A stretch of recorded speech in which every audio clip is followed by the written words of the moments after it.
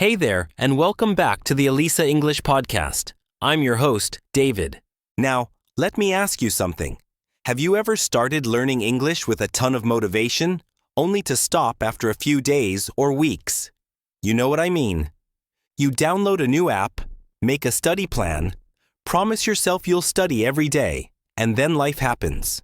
Work gets busy, you get tired, and your English routine slowly disappears. Well, today we're going to fix that.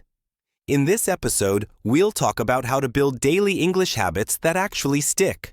Not the kind you quit after 3 days, but habits that become part of your real, everyday life. If you've been struggling to stay consistent, or you just want to make your learning more natural and fun, this episode is for you. Let's dive in. Why daily habits matter more than motivation. First things first, let's talk about why habits matter more than motivation when it comes to learning English, or really, doing anything consistently. Now, motivation is great. We all love that boost of energy when we're feeling inspired. Maybe you watch a TED Talk or see someone speak fluent English, and you suddenly feel like, yes, I'm going to study 2 hours a day. But here's the truth. That feeling comes and goes. Motivation is not reliable. Some days, you'll wake up feeling excited and ready to learn. But most days, honestly, probably not. And you know what? That's totally normal. That doesn't make you lazy. It just means you're human. Habits, on the other hand, are your superpower. Once something becomes part of your routine, you do it without thinking. Just like brushing your teeth or locking your door before bed, it's automatic. You don't need to feel inspired to do it. It's just what you do. So here's the big idea. If you want to improve your English in the long run, don't sit around waiting for that magical burst of motivation to show up, because it won't show up every day. Instead, focus on building simple, sustainable habits.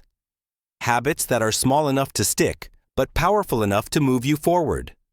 Over time, those tiny actions create real progress. Okay, so we know habits are the key, but how do we actually start building them? What's the first step to making it work in real life? Let's talk about that next. Start tiny, the power of mini habits. A big mistake many English learners make, and it's totally understandable, is setting goals that are just too big right from the start. You know the kind. I'm going to study English for 2 hours every day. It sounds ambitious, and it definitely looks good on paper. But let's be honest, that kind of plan is incredibly hard to maintain. Life gets busy, motivation fades, and suddenly, that 2-hour goal feels like a mountain. It becomes a burden rather than a boost. Instead of going big, try going small. Actually, go tiny. Start with something so easy, so quick that you can't make an excuse. For example, just 2 minutes of reading something in English, a news headline, a message, a quote. One single vocabulary word a day. Look it up, write it down, use it in a sentence. One short sentence in your English journal, about your day, your thoughts, anything. Why does this work? Because it removes resistance. It takes away the feeling of pressure. The task is so small, so manageable, that your brain simply has no reason to say no. It feels easy. And here's the cool part. Once you begin, you'll often keep going. That 2-minute reading session might turn into 10. That one word might lead you to learn a phrase, then an idiom. Starting small opens the door, and often momentum does the rest. So the golden rule here is, make it easy to win. Don't aim for perfect. Aim for possible. Give yourself small victories, and you'll build confidence day by day. Now that you've started, how do you make sure the habit continues every day, even when you're tired or distracted? Let's move into tip number 3. Link English to an existing routine. One powerful trick that almost feels like magic is attaching your English learning habit to something you already do every day. This technique is known as habit stacking, and it's a great way to build consistency without overwhelming yourself. Here's how it works. Instead of trying to find extra time or change your whole routine, You simply connect a small English habit to a task you already do regularly. For instance, after I brush my teeth, I'll review 3 vocabulary cards. While I drink my morning coffee, I'll listen to an English podcast. After work, I'll write 1 sentence in English. These habits are small, quick, and easy to follow. And because they're linked to existing routines, they feel automatic. You're not adding pressure, you're just gently sliding English into your day. And the best part? These habits don't require extra time. You're not blocking out a full hour or rearranging your schedule. You're simply using the moments that already exist, the quiet ones, the in-between ones, to make meaningful progress in English. Now let's talk about a big challenge: staying consistent when life gets busy, or when you just don't feel like studying at all.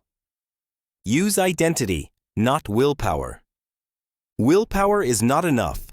It's helpful, yes, but it fades. Some days you have it, some days you don't. You can't rely on it forever. But identity? That's powerful. That's something deeper. When you build your habit around who you believe you are, not just what you want to achieve, everything changes. Instead of thinking, I need to practice English, start thinking, I'm the kind of person who practices English every day. It's a small change in language, but a huge difference in how your brain responds. One is a task. The other is a reflection of who you are. When your identity says, I'm an English learner, or even better, I'm a confident English communicator, you act in ways that match that identity. This shift moves your focus from what you're doing to who you're becoming. It's no longer just about completing a task or checking off a box. It's about building a version of yourself that you feel proud of.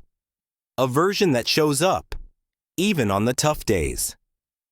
And here's the beautiful part. When your habit becomes part of your self-image, it starts to feel more natural. You don't have to force it. It becomes almost automatic, like brushing your teeth or drinking water. It's just what you do, because it's who you are. So ask yourself honestly, who am I becoming?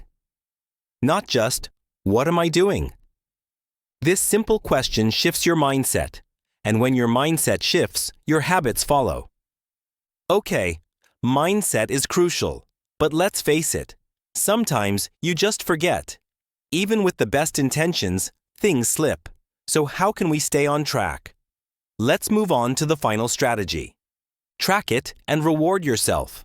Want to make your brain love learning English? Want to turn it from something you have to do into something you want to do? Here's a powerful tip. Track your progress and celebrate it. It sounds simple, but it really works. Start by keeping a checklist or a journal. Every time you complete your English habit, whether it's reading for 2 minutes, learning 1 word, or writing a sentence, mark it down. Create a streak. Day 1, Day 2, Day 3. And as that streak gets longer, you'll feel more motivated to keep it alive. It becomes like a little game you're playing with yourself, and your brain loves it. Why is this so effective? Because it gives you evidence of your effort. Instead of wondering, am I making progress? You can literally see it. That builds confidence and creates a sense of momentum. And the best part? It turns learning English into a positive habit loop. But don't stop there. Reward yourself. Seriously, after completing your daily habit, give yourself something small that brings you joy. It could be a cup of your favorite tea, a few minutes watching a show you love, a short walk, or even a mental high five. These small rewards reinforce the behavior. They tell your brain, hey, this feels good. Let's do it again tomorrow. Because when your brain starts to connect English with pleasure, not pressure, you actually look forward to it. And when something feels good, you do more of it, without needing to force yourself. All right, we've covered a lot, from starting tiny to building identity, and now celebrating progress. It all adds up. Let's quickly pull all these ideas together before we review the vocabulary from today. Conclusion and vocab idiom review, David. Let's wrap up with a quick recap. To build daily English habits that actually work. Focus on habits, not motivation. Start tiny. Even one sentence counts. Attach it to your routine. See yourself as an English user. Track your wins and reward progress. Let's wrap up today with a quick vocabulary review. These are 5 key words we've used throughout the episode, all useful for building strong learning habits. 1. Sustainable. This means something you can keep doing over time without getting exhausted or giving up. Build a sustainable routine you can stick to, even on busy days. Think long-term, not just short bursts of motivation. 2. Resistance. That feeling in your mind that says, "Ugh, I don't want to do this." Make your habit so easy that you feel no resistance. When it's simple, your brain doesn't fight back. 3. Routine. The things you do on a regular basis, often at the same time or in the same order. Link your English to an existing routine, like brushing your teeth or making coffee. It's easier to build new habits into your old ones. 4. Mindset. This is your mental attitude or the way you think about something. Changing your mindset helps habits stick. When you see yourself as someone who learns, everything else follows. 5. Track. To keep a record of what you're doing, so you can measure your progress. Track your habit daily to stay motivated. Seeing your growth keeps you going. Try using these words in your own sentences this week. Maybe even write them in your English journal. The more personal you make them, the more you'll remember. And before we go, let's take a quick look at 2 idioms from today's episode. 1. Stick to something. This means to keep doing something regularly without giving up. It's easier to stick to a habit if it fits your lifestyle. Think of it like glue. Once it sticks, it stays. 2. Fit into time that's already there. This means you don't have to find extra time. The habit just slides into your day naturally. Choose habits that fit into time that's already there, like while you drink your morning coffee. This makes learning feel effortless, not like another chore. Try using these idioms when you talk about your own habits. They make your English sound more natural and fluent. Thanks for listening to the Alisa English Podcast. I'm David, and I hope today's episode helps you build English habits that feel natural, doable, and even fun. Remember, small steps every day. That's how real progress happens. Take care, keep speaking,